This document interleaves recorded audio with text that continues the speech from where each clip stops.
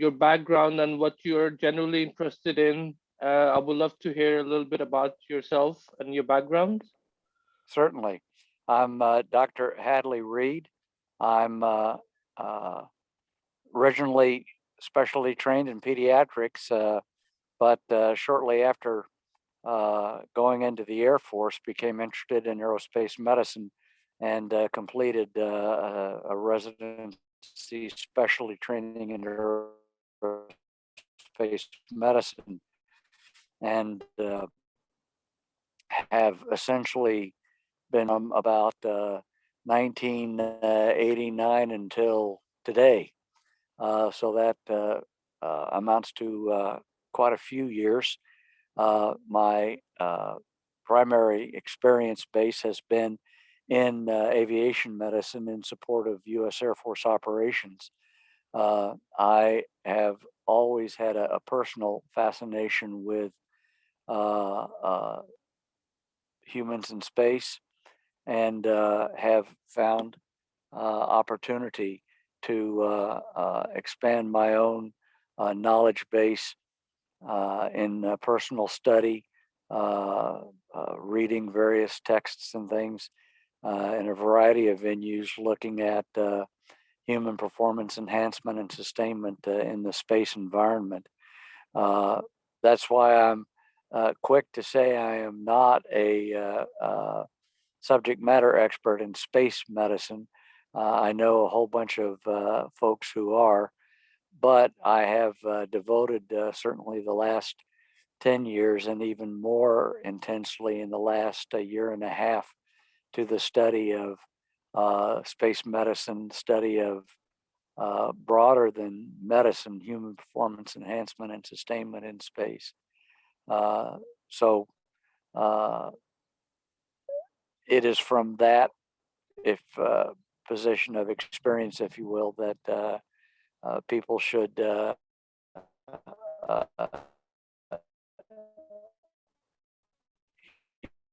hear and interpret and evaluate. I may share that will be recorded today.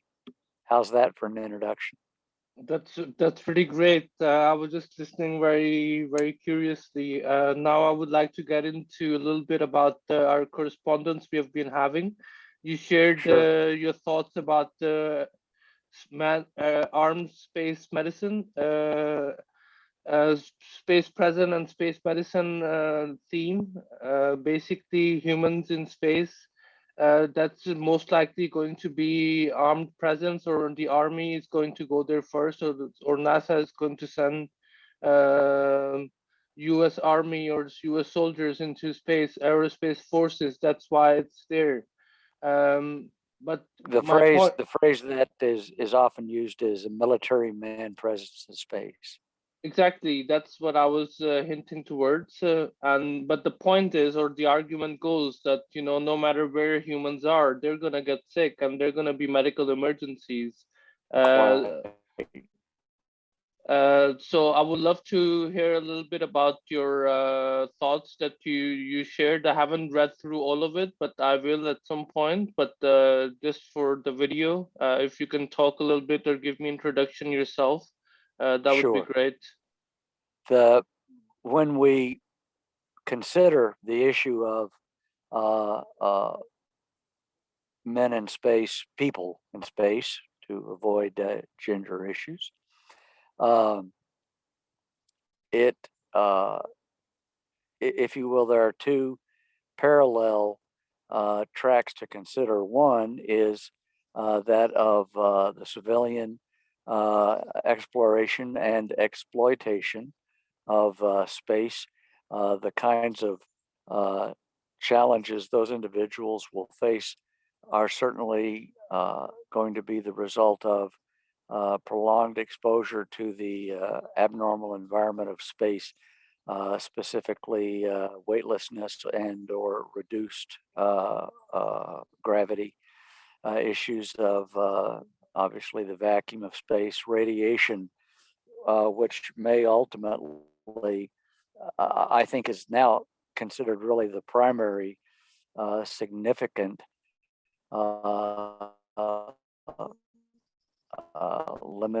limiting factor when considering a permanent presence in space, or space, or on the moon itself, or beyond. My personal opinion is that in the next 10 or 15 years, the primary focus with regard to uh, uh, humans in space will be in cislunar space, involving that area of space between the Earth and the Moon, and also the lunar environment itself. Mm-hmm. The kinds of medical challenges are those that are produced by the abnormal environment of space, as well as just all the vagaries to which the human body is subject on Earth as well. In the past, uh, those have been uh, uh, sought to be controlled through astronaut selection. Those are the most thoroughly physically scrutinized human beings in human history. The goal being to essentially eliminate all possible physiologic flaws, weaknesses, medical issues before we even send them into space, to minimize the risk of them developing the sort of illnesses that one sees on Earth. However, as humanity expands, and I think everyone talks about uh, space tourism, Mm-hmm. but the real challenge is going to be the commercialization of space, the commercial endeavors involving manufacture, as well as the mining and exploitation of uh, resources in space. People talk about asteroid mining, but that is certainly to be enumerated among them. Um, and the kinds of people that we're going to send out to do those things are not going to be the right stuff, physically fit, square of jaw, steely of eye, crew cut types. It's going to be much more along the lines their cholesterol is perfect, but because, for example, a guy is the best welder that can be found who is willing to go into space. Mm-hmm. So we're going to be dealing with a much broader population of people in the space environment who will, in fact, be more susceptible, be at greater risk for developing the various physical ailments that would happen to them on Earth, combined with the affecting bone mineralization and muscle strength, muscle adaptation, and then also radiation, which we're finding can have profoundly significant impacts on cognition. Uh, Mm-hmm. it's not just cancer risk, it's the realization through, there have been some recent animal studies done on the International Space Station, that radiation actually has a direct impact on the central nervous system, more specifically, uh, uh, serious possible risks to cognition, Mm-hmm. um, permanent changes, damage, decrements in cognition. And so uh, uh, the need to develop countermeasures with respect to the peculiar environmental issues in space is going to be huge. Some have proposed that these can be eliminated or significantly limited by uh, uh, uh, telecommunication control of robotics. In other words, we won't send people, we'll send machines that will control from the ground. That will work uh, in some respects. Certainly, the closer to Earth you go, the more that is a very viable option. The problem is once you start looking at cislunar space, the lunar environment, you're now dealing with potentially significant lags in radio control. Mhm. So this will no doubt necessitate the greater exploitation and development of artificial intelligence to augment the significant limitations in lag time. And then once you certainly get past the moon, it just gets worse and worse as you go further out. Uh, there will be a point somewhere between the moon and Mars at which it becomes entirely unrealistic to expect someone on Earth or even on the moon to provide a serious telerobotic capability in terms of medicine, telerobotics, that kind of thing.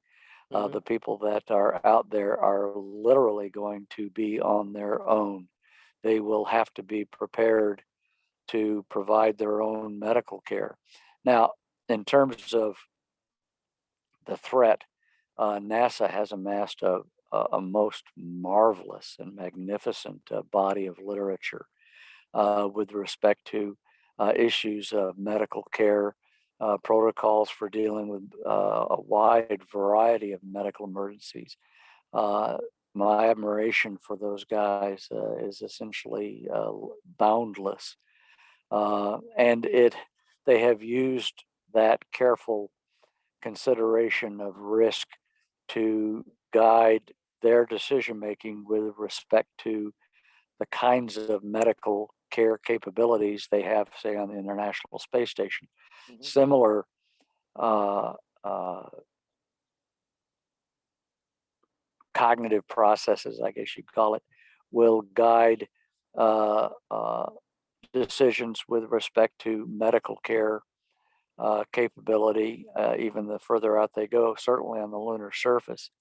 The advantage in the International Space Station is that if someone becomes seriously ill, assuming they have the ability to stabilize whatever is threatening the life of an astronaut, they can put them in what amounts to essentially as an escape pod. I think it's a Russian capsule, Mhm. and get them back to Earth relatively quickly.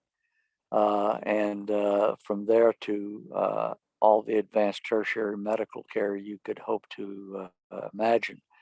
That won't be the case on the moon. That's going to be conceivably a several day trip. So they will have to be much more self reliant with regard to the medical care they deliver. Now, with regard to the threats, like I say, NASA, if people are interested, they should do a deep dive into NASA's public archives, which go into extraordinary detail with regard to their assessment of risk of various medical events and their decision trees with regard to how to address them. But I think they can be roughly lumped into the two classic categories of medical, meaning things like infections and maybe renal stones and even cardiac events, since we're talking about a broader base Mhm. population. Uh, and then there's trauma, classic trauma. I mean, even though it's weightless, it doesn't mean things don't have mass. And mass impacting the human body, invariably the human body loses that contest. So, dealing with issues of trauma is the other big, broad category of uh, very real possible challenges. And then you add to all of that the fact that for instance, lunar environment will complicate all of that. Uh, at least it will have some gravity, but in a truly weightless environment, NASA has demonstrated that this can significantly complicate something as classic as CPR. Mhm. But on the moon, uh, uh, the ability to identify, treat, stabilize someone uh, will be somewhat helped by the 7th G gravity, but the vacuum of space will mean significant limitations to available living space, which then translates into limitations of space for the delivery of healthcare. And then on top of that, as we have talked about before, someone has to decide what medical equipment to take to the moon, because it's all about dragging stuff out of the gravity well of Earth. So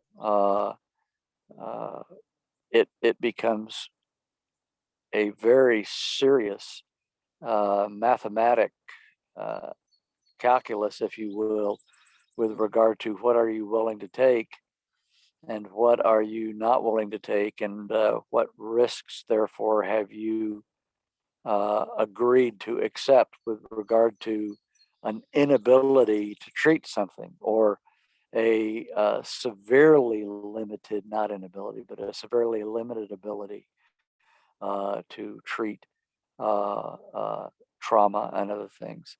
It's almost assured that certainly early on in lunar. Don't you think that these kind of decisions will be determined by economics? For example, what kind of Yes, stuff to take in terms of commercial aspect of space travel?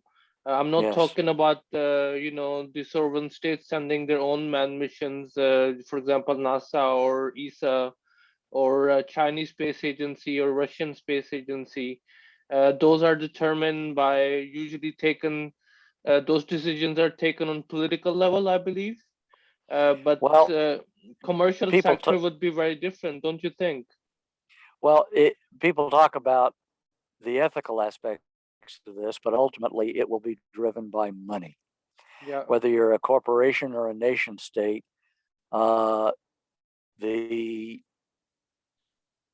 fact of the matter is that it will be an accountant who probably ends up driving a significant part of the decision making process. Not entirely, but significantly. And it will be political, social as well. People will talk about the optics of not providing medical care because of, quote, just a matter of money, close quote. And so, does somebody die because a decision was made to not spend the money to take some piece of medical equipment? I mean, these are things that have got to be addressed. NASA has certainly looked at them. Mm. Uh, and like I say, has done a very robust study of that. But each entity, whether it's a nation state or a corporate entity, will have to uh, make those decisions for themselves, and they will be driven by uh, their underlying sociological, political worldview. I would suggest that the communist states that view mankind as a much more disposable commodity may have a very different view with regard to what they're willing to invest and spend to protect and sustain or provide medical capability for their individuals, as opposed to the classic liberal Western tradition, which places a much, much higher value on the individual. All of these factors, whether people want them to or not, will be part of the very complex calculus affecting the simple decision: what do we take and what do we leave behind in terms of medical care capability? Um, it's like most things involving humanity. It's not simple. it never it Yeah, never is, it and doesn't sound frankly, like it never will be. it And doesn't maybe that's sound okay. yeah, that's true, but it doesn't sound like a straightforward decision. But me, as a startup founder in Copenhagen, Denmark, of Infinity Boomerang, which specializes in aerospace medicine research. It's first of its kind. But then, what advice can you give to a commercial centric startup, to focus on in terms of bridging the gap between industry and space medicine academia?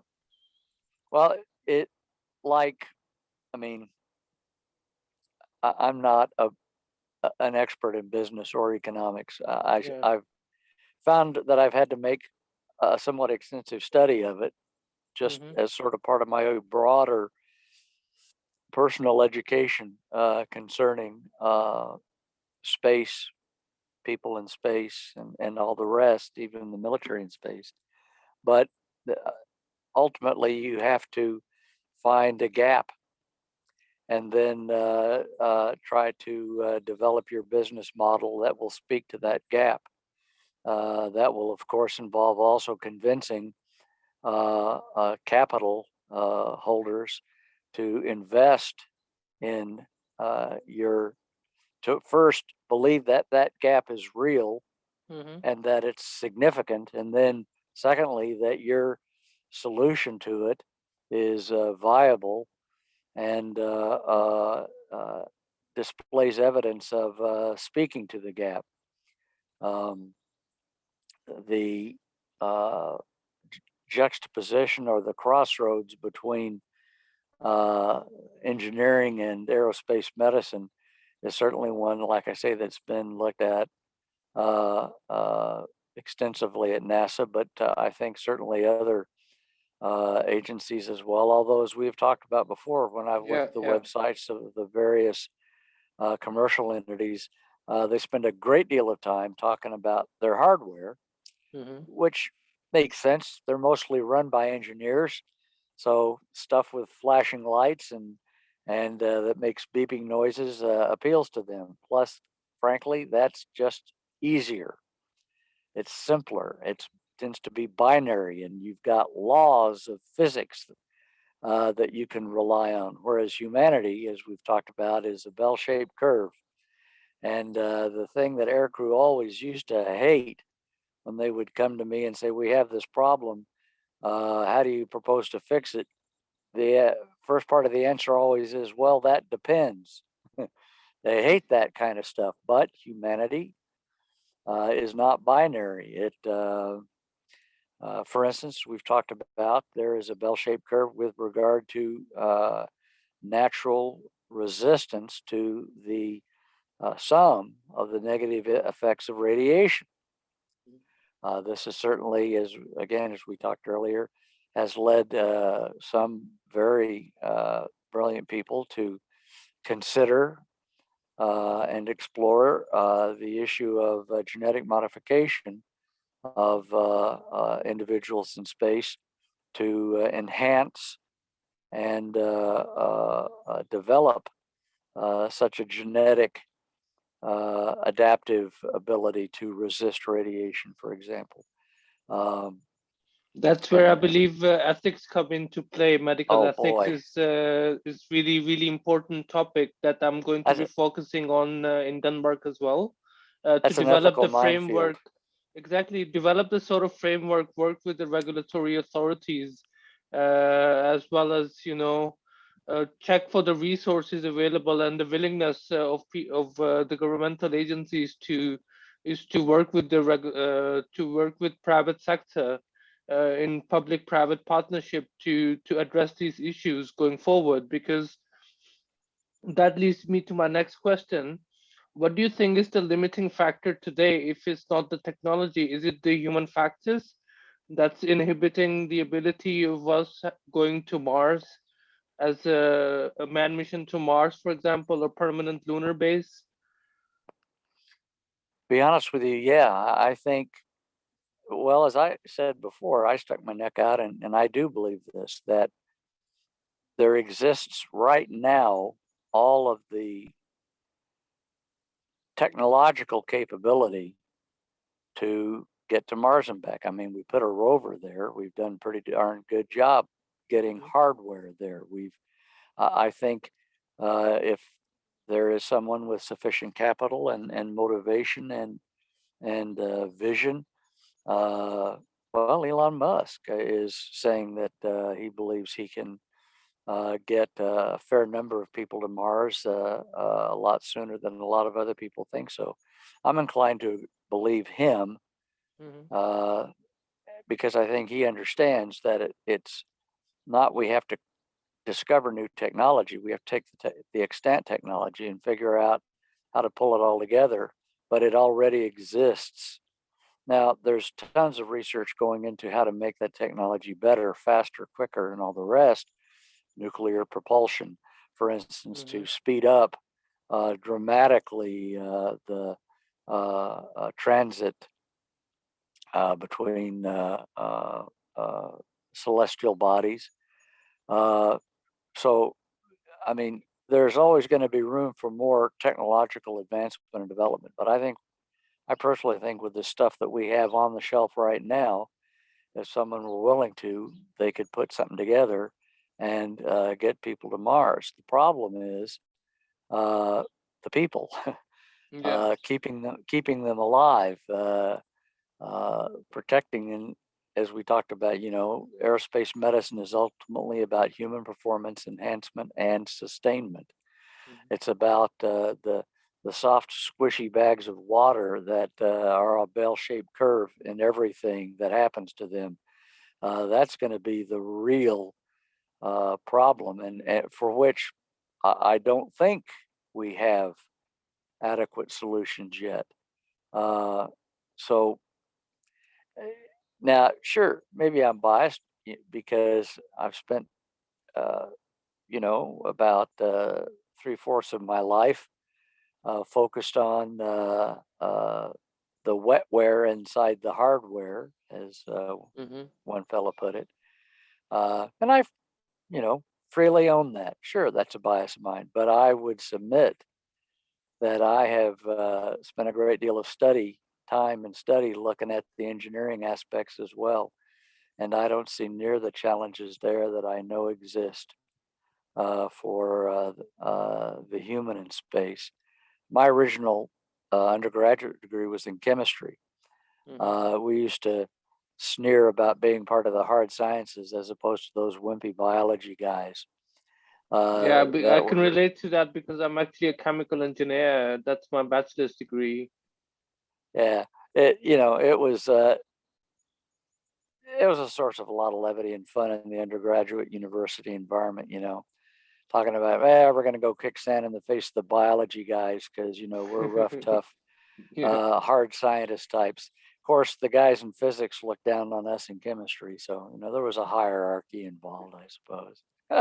All right. Okay. Well, at least in Manchester, where I went to study in the UK, we were the top of the pack in chemical engineering and analytical sciences because it was the hardest course in the world to do. Because chemical or process engineering was invented in Manchester during the third industrial revolution. So the school was I extremely didn't know that. competitive. Yeah, Uh, I would the first imagine. the first rail line was in the world was built from Manchester to Liverpool for industrial revolution of textiles and all of these steam engine powered mechanics involved in manufacturing. So the That's a course pretty, was extremely yeah. competitive and one of the best and hardest to do in the world. Well, it So sounds like a tremendous legacy. And frankly, I know the Brits especially are really big on historical legacies as yeah, I mean, something I've to been drive going towards. to British school since I was a kid, so I think there's a part of me that's British, or thinks certainly that way. Other than the fact that I've lived there for 5 years for both my bachelor's and my first master's in biotechnology, so I certainly can relate a lot to that. But You, to get back to your original question with regard to uh, my view of the terrain, I guess would be one way to put it, yeah. with respect to uh, commercial opportunities or the commercialization. Hmm. Um, the I think my impression, and admittedly it's just an impression, but my impression uh, is that there is a tremendous amount of time and attention and expertise being invested in a whole spectrum, pardon the pun, a whole spectrum of technological issues with regard to space, ranging from quantum communications to nuclear propulsion to, well, you name it. I don't see nearly as much interest or investment in the human performance enhancement and sustainment thing. My impression is that most of the commercial ventures kind of shrug their shoulders and say, "Yeah, well, we'll let NASA sort that out." And since NASA's information is basically available for free, we'll pursue that. Now, I say that with the caveat that there have been a number of universities, both here and in Europe, matter of fact, maybe in England, that have looked at things such as new spacesuits, uh, uh, uh, counter pressure suits, as opposed to the big Michelin Tireman NASA spacesuit that uses air pressure to protect against decompression sickness and the rest of it. These universities are looking into mechanical counterpressure, which I think is without question uh, where the real ultimate answers are going to lie with respect to developing real capable uh, uh, suits for practical use, not only in space, but certainly on the lunar surface. So there is some interest and some research going on into it. But again, uh, it, I, my impression is that it is running a poor second to the overwhelming flood of effort and science and research that's going on with respect to the classical physics slash engineering associated with operations in space. I mean, we And talked about last time, sorry to interrupt you, but hmm, we talked about last time that that's something that came to my mind and I had to share it now. We talked about the current research into additive manufacturing or 3D manufacturing of medicines or sure. pharmaceuticals on demand. Um, that kind of research from engineering as well as sciences sector could directly benefit the space medicine field, don't you think? Without question, because what, from a practical perspective, what you're proposing is that instead of having to haul all that stuff out of the gravity well of Earth, you and trying to anticipate the wide variety of requirements for possible pharmaceuticals, that in fact you can take uh, uh, it's an exaggeration, but one machine that can make them all Hmm. as needed. And so you spend your money hauling up perhaps that one machine with the understanding that you've saved yourself the time and the trouble of lugging up lots and lots of therapeutic materials instead. So, I mean, from a practical perspective, the 3D printing capability and technology is huge.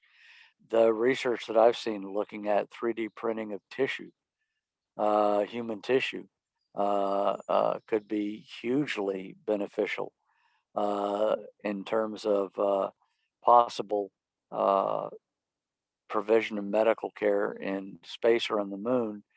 In terms of ultimately, there's always going to be the decision, at least on the moon, is this guy, is this person too sick to stay? In Yeah. other words, is whatever has happened to this person either beyond our ability to uh, significantly treat, and maybe we can stabilize him, but the longer term rehabilitative stuff is just beyond our capability. Uh, And so always the question will be ultimately is this guy too sick to stay? And thereby driving the huge logistical cost and machinery of shipping somebody who is very sick back to Earth. So anything that will enable people to stay and receive adequate rehabilitative, even not just resuscitative, but perhaps even rehabilitative medical care on the moon could be a huge factor, a huge player in the decision making process that will have to be always undertook with respect to the ultimate question: do we keep him, or do we send him I think home? it's a question of medical ethics again, especially when the distance between the astronaut and the Earth increases to long duration missions. For example, it might not be practical to send the astronaut back home for medical emergencies. So that's we talked about the analogy of autonomous vehicles, driving, and then if there's an accident, who's responsible? That's the question. Uh, I mean, we also talked about AI assisted surgeries. The same sort of questions go from, parallel from AI assisted cars to AI assisted surgeries in space. If The, we can the, talk a eh, little bit more about that. the, as you pointed out, the further away we get, the more problematic uh, it becomes with regard to uh, how to deal with someone who is seriously ill. And it is a medical ethics issue, if you will. And I know that NASA has given this some thought, especially as they've considered what they refer to as their deep space exploration. I mean, the question of do we abort the mission to Titan because one individual is sick, desperately sick, and the answer will probably be no. And so they will be confronted then with the question of, all right, this individual is sick unto death. And we've already decided before we launched that when we got to a certain point of no return, that aborting the mission and going back was no longer one of the choices. So then the question becomes, do we expend our very limited medical resources that are supposed to be available for the entire crew? This one individual could conceivably consume them all and thereby jeopardize the very lives of the entire crew. So then it becomes a question of, do we withhold care? Ultimately leading to wrestling with the question of not only do we withhold care, but do we kill this guy? Do we apply? I hate the term euthanasia because I've always thought that was a very, uh, um, always thought that was a way to avoid simply saying we're going to kill him. Yeah, that's Uh, euthanasia is more politically correct, I believe. But then the reality is, that, as I like to imagine, is that we ultimately have to make decisions that the death penalty inmates, their lawyers or judges have to go through. Do we take that life of a person or not? That it becomes a question of sort of like parallel is capital punishment, in the States and countries where it's allowed worldwide. So I would believe like the questions would be the same. So that's why we also talked about space law, for example, last time we talked about, because yeah. laws and policies need to be developed for space, because if it's an American and Danish astronaut in space, and working with a Russian and Chinese colleague in a commercial space station, which law does apply in the, up there? That becomes a question, I believe. What do you think Well, about that? the the various agencies get around that by coming up with very complete agreements that everyone signs off on prior to anybody launching. The hope is to anticipate the more common uh, ethical, legal challenges in space so that everybody understands here's a common operating set of principles. You can call them laws, if you will. Uh, with regard to the extreme example that we were talking about, deep space exploration, the expectation, of course, would be that everyone in the crew who signs on to that crew headed to Titan, for example, has already agreed to whatever decision is applied. They will have agreed to, yes, if I am incurably ill and I am consuming medical resources, I grant the crew or the captain or whoever the right and authority to take my life if I'm unconscious, or to facilitate and able to help me administer a lethal dose of something. The hope, the expectation is that all of that will have been sorted out prior to anyone launching, to avoid having to suddenly decide that for themselves now. And that obviously is a matter of medical ethics of huge importance, but it can be addressed, it can be tackled. I think it can be resolved. It might be too strong a word, but it certainly can be So my argument, addressed. sorry to interrupt you again, Mm. but my argument is that if, for example, let's assume in 10, 20 years from now, there's a space tourist from Denmark going into commercial space station in orbit and being launched from the United States, which law does apply in terms of medical ethics? Is it the American law, or is it the agreement that Denmark and USA has had, or is it the Danish law that applies in terms of medical laws? That's what I'm struggling to understand at the moment. I personally think that it will be sorted out at the corporate level, that whatever corporate entity is providing that their tourism experience, will have an extensive package of agreements and disclaimers and disclosures that they have to sign, to which they agree to uh, whatever the corporation uh, considers to be acceptable to its own bottom line. Because remember, tourism is about money. Yeah, It's about separating people from their money in exchange for hopefully something that the tourist will find to be worth their money, their yeah. time. So, in terms of what law would apply, I would suggest neither Danish nor U.S. law.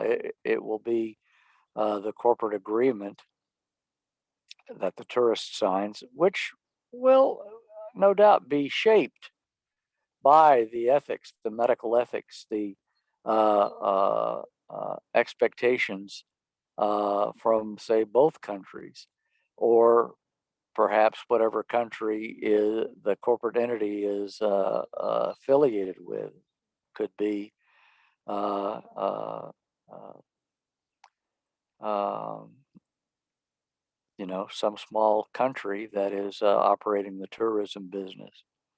Yeah. Uh, so, in some respects, I think that is uh, can be anticipated and will be addressed. I don't think it will ultimately be an ethical issue per se, or maybe better stated, I think the I ethical think it's conundrum. more the terms and conditions prior to the flight, space flight, that will sort it out. But then that brings me to my next question. I've done a little bit of research in it to sort of just Google it and then see, what came up with it. And there's some talk and seminars that I came across, some research going into liability laws.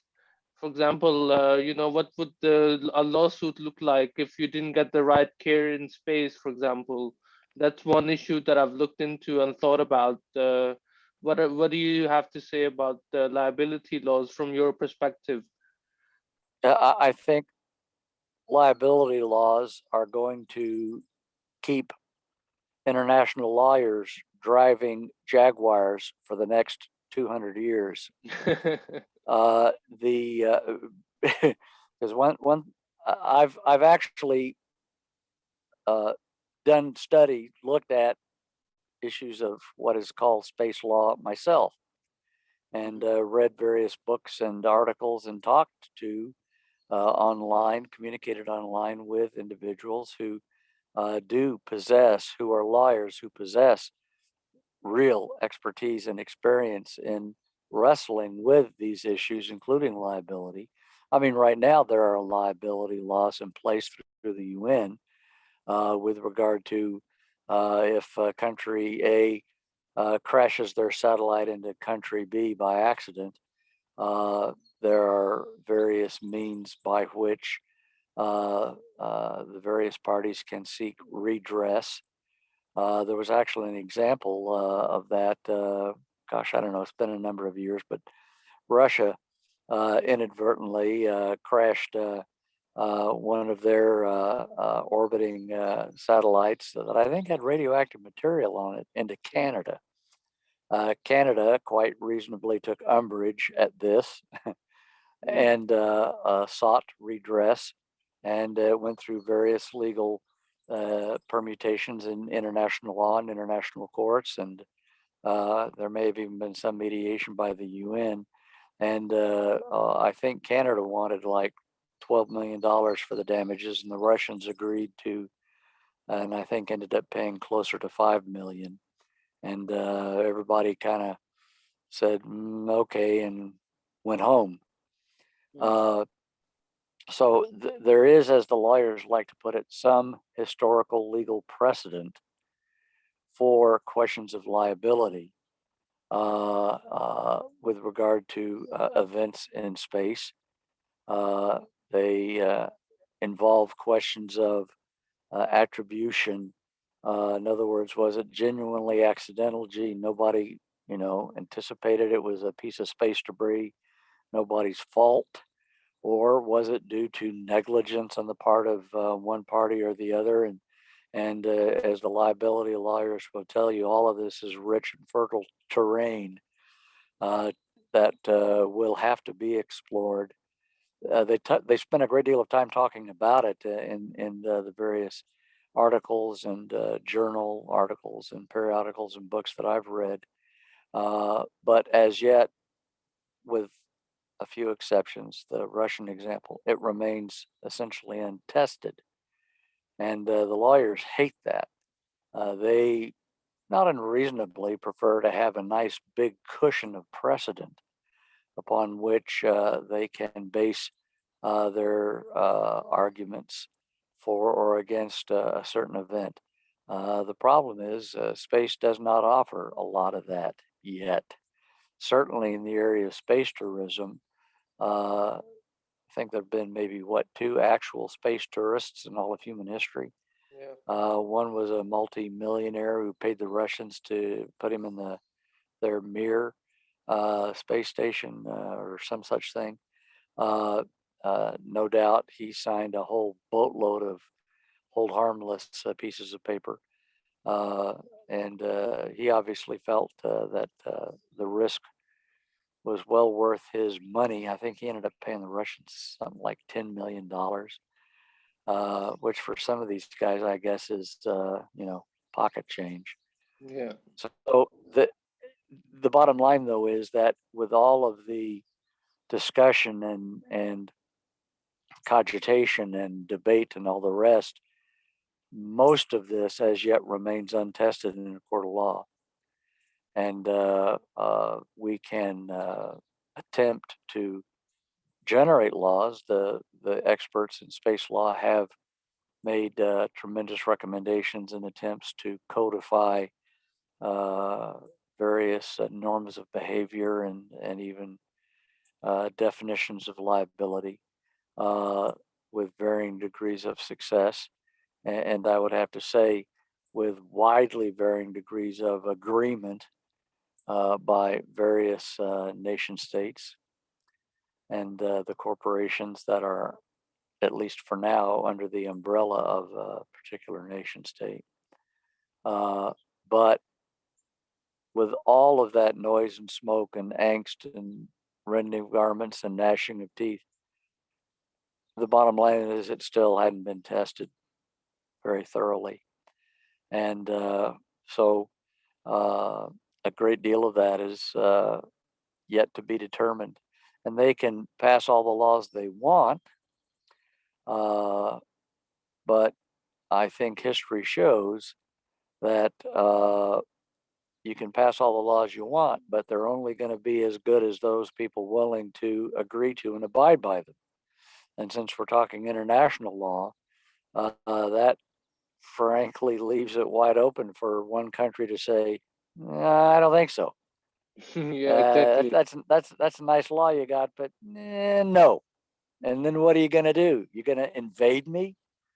Well, there are various. I'm being facetious. There are various, I'm sure, sanctions and other attempts to pressure countries into desired behaviors. But I would suggest that history shows such attempts have had wildly and widely varying degrees of success.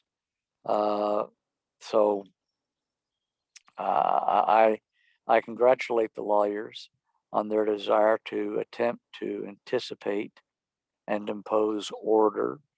But we're dealing with humanity, and I got to tell you, it's sometimes been the case that the law follows humanity, and that what humans decide amongst themselves to do or not do tends to be a much greater shaper of law, of codifying those agreements than all of the well-intended guys on the surface of the planet, uh, essentially shouting at people in space what they think they should or should not do. Which brings us to questions of, say, Space Force. Mm. Uh, Emphasis on the word force. Uh, the When it comes to norms of behavior, I think history shows people are only as good as they are compelled to be. Mm. I would like to say that when people get up in the morning, they're bright-eyed and bushy-tailed, full of sweetness and goodness and light, eager to lighten the burdens of their fellow man. But I got to tell you, human history tells, frankly, in my opinion, much bleaker story. And if that were not the case, then in fact, there wouldn't be armies. There wouldn't be uh, uh, Armed forces organizations. in general. Yeah, there Yeah, wouldn't be organizations with the word force in their name. yeah. So I think uh, that much of this yet remains to be seen, but will be determined, frankly, in some respects, by who has the most leverage, is a nice way of saying ability to apply force to compel certain behaviors that are felt to be desirable. This is why questions of history, culture, and tradition of communist regimes, totalitarian regimes, versus those of a much of the Western liberal tradition uh, uh, are going to be played out in very large terms in space, uh, because gee, the UN has passed all kinds of laws with regard to uh, normative behavior on the sea, and China has demonstrated an appalling disinterest in those in the South China Sea, all the while saying, "Oh, we believe in law, and there should be more laws," all the while violating the laws that exist, and they do it with, frankly, a terrifying degree of insolence, a terrifying degree of uh, casualness. I think I it's more the debate of resources because South China Sea has such a strategic position, but it's more the claimed area that's up for debate. You know, what China claims is part of Chinese territory versus Japan and all the other nations that are involved. So, because I come from Pakistan, and Pakistan and India historically been fighting over Kashmir, and it's Oh sort of the boy, same yeah. argument because I nobody controls the whole area. It's only controlled parts of it, including China, the Kashmir area. So it's the same thing. I can relate to it personally. actually, it is interesting. I mean, the I've in my long career, I've had Indian and Pakistani students, military officers whom I've trained, and it. So I have, because of that, felt compelled to give some in-depth look at those issues, those challenges, and the rest. And never has a more inhospitable environment shed more blood than I think the Kashmir has. It's boy, yes. If you wanted to find an example of where the complexities of humanity are writ large, you picked a good one, the Kashmir. Uh, what makes space even more problematic is space really has stuff worth fighting over. Yeah. Last I heard, there weren't a lot of natural resources people were hauling out of the Kashmir. I'm sure there are some, but certainly not at the level of what I mean, when we natural talked about resources asteroid exist. mining and space operations, who owns the rights to a specific asteroid, that certainly becomes a very political question. Who is Oh, allowed to mine and who isn't allowed to mine on the moon, for example? and there are ongoing attempts to try to anticipate and suggest legal uh, uh, uh, postulates or legal solutions to establishing safe zones, to helping to identify uh, uh, uh, areas of exploitation. Can't say ownership, but areas of national exploitation that don't overlap. And again, I congratulate those who are heavily involved in space law for attempting to do so. Because I will tell you that the history of the 18th century America in the West, claim jumping was a finely honed art and thoroughly indulged in experience. And it involved a great deal of bloodshed. And ironically, it involved the presence of the U.S. Army to impose some order on that. Because again, there are some of our species who will only behave as well as they can be compelled to. Mm. And so, with regard to somebody owning a particularly valuable piece of lunar terrain because it's rich in ice or helium-3 or something else, there is a unfortunate instinctive human desire to say, well, he's already done most of the work. I think I'll go over and kill him and take that. And to which the individual who's done all the work will, of course, strongly object. And the idea of a space force is to, if you will, be the rods in that nuclear reactor that will dampen down such ill-considered and rude behavior. Uh, there was one author, I'm paraphrasing her, but she referred to the twisted timber of humanity. And I think any policy, any thinking or plans involving humanity that does not take that into consideration is begging for trouble. So a space force that is able to compel everybody to not run with scissors and play well with others, I think will be necessary. Hopefully, if enough people agree to what are referred to as normative behaviors, I think by the lawyers, there will be little or none of that. But given humanity's frankly bleak record, I would not bet my next house mortgage payment on that.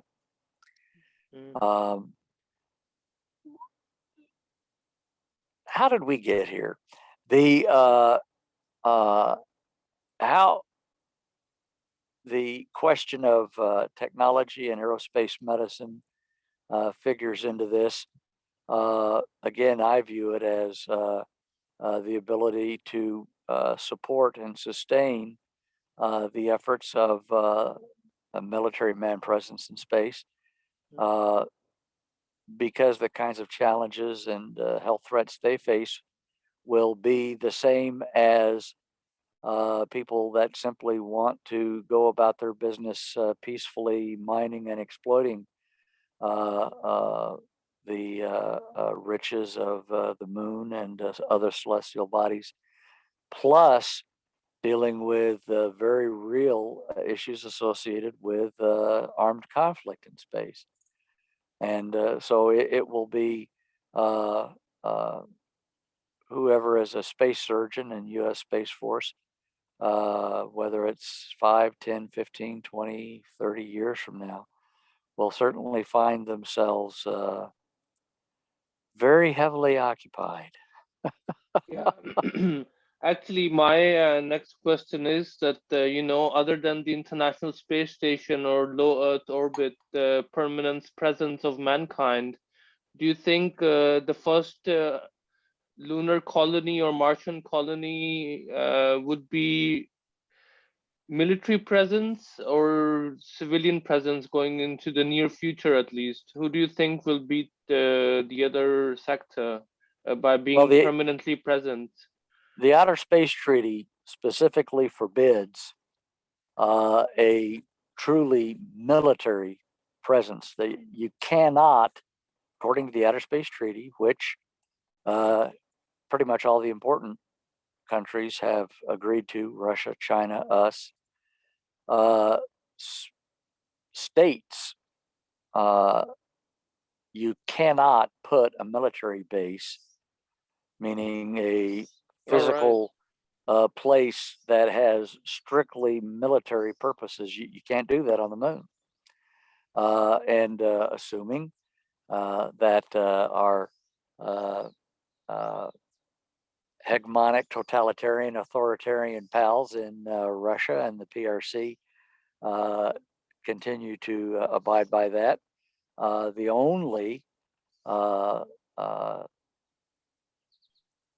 entities or the only facilities that will be seen on the moon will be strictly for research and industrial purposes. Now, the OST also does not prohibit military personnel participating in those activities. So it doesn't forbid the presence of military personnel on the moon. It just says they can't build their own base and stockpile it with weapons specifically for military purposes. So the idea, no doubt, will be, I think there will be both facilities for exploration as well as purely commercial exploitation of lunar resources. Early on, I think they will be primarily focused on harvesting those resources for their own survival. sort of like the American West. People Yeah, went we there talked not about to, this. Yeah. they didn't go there to harvest lumber. They went to chop down trees to build a house so they could live in. Later on, somebody decided, we could cut a lot of this wood down and sell it. Mm. Uh, for those looking to mine for precious ores and the rest, uh, very similar. It started off very simple. People just panning for what loose gold had washed into the alluvia in rivers and streams, ultimately leading to uh, huge, vast industrial facilities that pulled stuff out of the earth by the ton. But it takes time. And actually, for some of the same reasons, moving stuff in the 18th century was about as difficult as almost as it's going to be moving stuff from Earth to the moon. I mean, there were huge distances to consider, huge costs, tremendous natural obstacles to dragging all of that heavy industrial machinery from the east to the west. And because, all that industrial stuff tended to be in very inhospitable, inaccessible places. I mean, the Alaskan gold rush killed a whole lot of people in their attempts to find and exploit the gold. In fact, one person pointed out the people that really made the actual serious money in the Alaskan gold rush were the guys that sold supplies to the miners. Mm. Uh, so uh, there are there is I think a viable historical paradigm to look at. They faced issues of remote health challenges, the inaccessibility of what was then modern 18th century medicine. They had to do a lot of it on their own, and many of them died. And most of them went understanding that they were accepting a huge risk to life and limb in exchange for the hope for opportunity to find and exploit primarily mineral riches in Alaska. Uh, some were successful, many were not. And again, for all the same reasons. Now, the environmental extremes they faced of extreme cold and prolonged nighttime and limited food and harsh environments, those kinds of things, uh, arguably could be parallel to the harsh environment of space, where there's no atmosphere, so there's no oxygen, there's no pressure, there's no water. Space is a desert, and there was radiation to contend with, and also the effects of weightlessness. So again, environmental extremes will be hugely problematic and determinative with respect to what can be done. So the early efforts on the moon, I think, will focus primarily on establishing a sustainable presence, much more heavily dependent on supply from Earth and therefore much more expensive.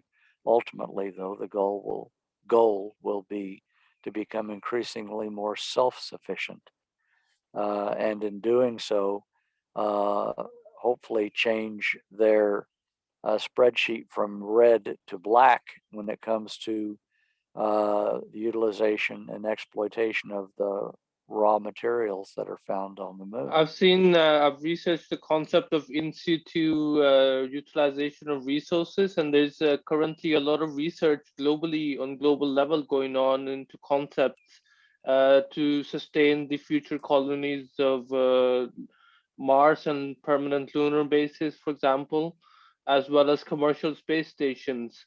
But Hadley, thank you very much for today. It's 10:30 and it's my bedtime here in Copenhagen.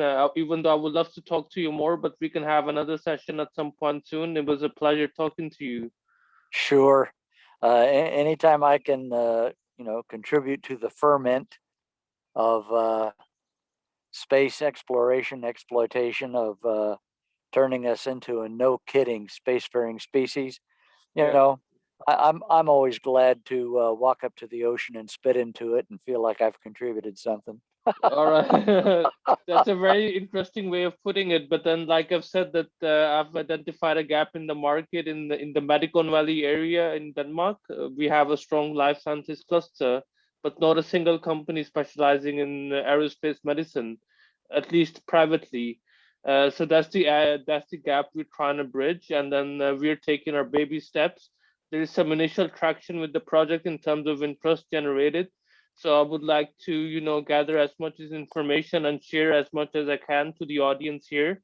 So people can, first of all, get educated about the topic, and secondly, get interested to do something about it, because I've worked in regulatory sciences, and a blockbuster drug can take 15 years of clinical development. I like to think of my project as the same sort of time scale. Whatever I start now is going to give me results on commercial level, at least in 15 years from now. So that's why I like to think of myself as a futuristic leader of a futuristic company in Denmark.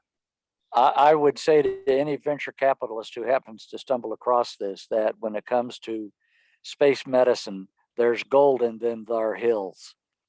And it is, I think, a field that is ripe for exploration and exploitation, and is going to be so pivotal to making everything else work that it will not be an incidental appendage. It will become a linchpin to everything that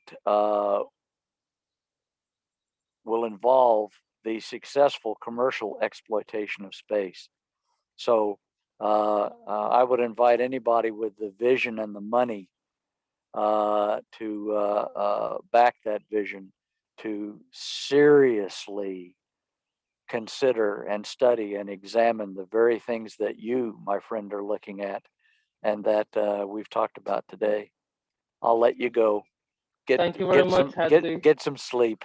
Yeah, thank you. Because I'm also working on other ventures, so I had a long day already, but then I couldn't miss the chance to talk to you in detail about the material you've been sharing with me. It's a potential gold mine for me because I'm recently started studying about aerospace medicine, and I'm finding out that I have a lot of interest in it, and I can be good at it in terms of developing my skill. That's why I'm starting to look into a master's in aerospace engineering somewhere in the world, hopefully in the UK, is most likely going to be true because it's closer to Denmark. It's only 2 hours flight, and the language is English as well. And plus, there is some space industry based in Europe as well as USA. So I would like to do a master's just to sort of develop my interest areas and what kind of projects to focus on in terms of streamlining the Zoom, streamlining the mission for the startup, as well as deciding on the problems that we're going to try to solve in order to be a commercially viable entity. Well, I wish you every success, and any way that I can add lift instead of drag to your equation, I'll be delighted to do it. You take Thank you so care. much. Take care. All Bye, right. Hadley. Bye bye. Goodbye. See you.